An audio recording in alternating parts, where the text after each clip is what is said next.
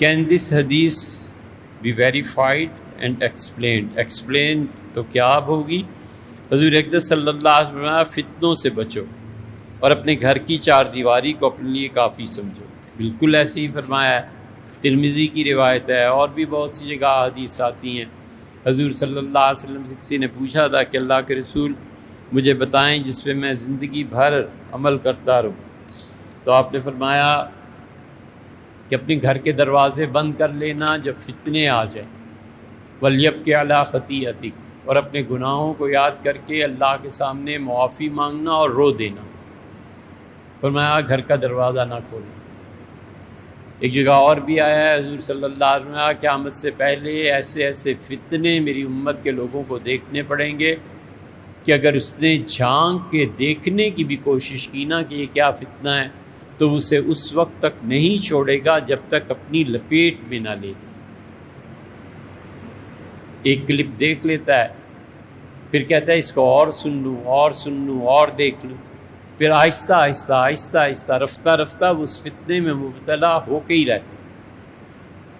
حضور اقدس صلی اللہ علیہ وسلم نے تیسری حدیث میں آتا ہے کہ ایک لائن کھینچی اور آپ نے فرمایا لوگوں یہ اللہ کی سیدھی راہ ہے اور اس کے دائیں اور بائیں پردے پڑے ہوئے ہیں.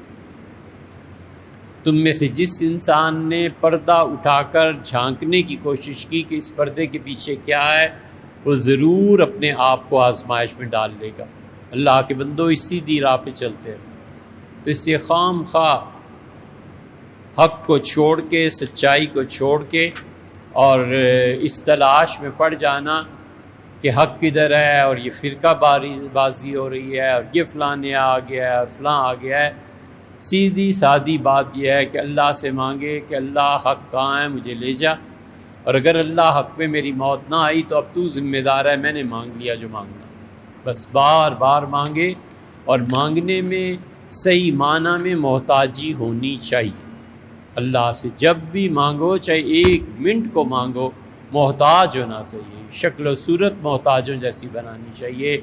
10 مکان اللہ نے دیے ہیں، 11واں مانگنا ہے کوئی بات نہیں، لیکن محتاج بن کے مانگو کہ اللہ میں پھر بھی آپ کا محتاج ہوں، اللہ مجھ پہ اور کرم فرما دیں اور دے.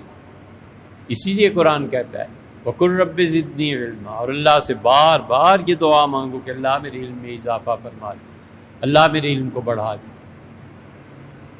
رب ادخلنی مدخل صدق، اللہ جہاں سچائی ہو مجھے وہاں لے جا. واخرجنی مخرج صدق، اور اللہ جہاں سے بھی تو میرا ٹرانسفر کرے، تو مجھے کوئی اور گھر دے، کوئی اور دکان، کہیں بھی میں جاؤں شہر تبدیل کروں، اللہ اس میں جو سچائی ہے نا وہاں حقائق تک اللہ مجھے لے جا. وجعل لی من لدنک سلطانا نصیرا، اور اے اللہ اپنی طرف سے میرا مددگار بن جا اور میری نصرت فرما.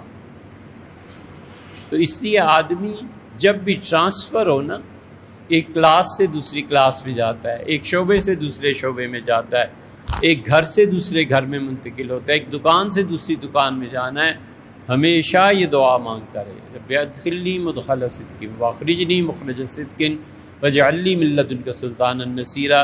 سورہ بنی اسرائیل 15ویں پارے میں حضور صلی اللہ علیہ وسلم کو کہا گیا ہے کہ آپ مجھے سے یہ دعا مانگا کریں. ہم تو چیز ہی کیا ہے، اللہ کا شکر ہے ان کے صدقے ہمیں یہ دعا ملی.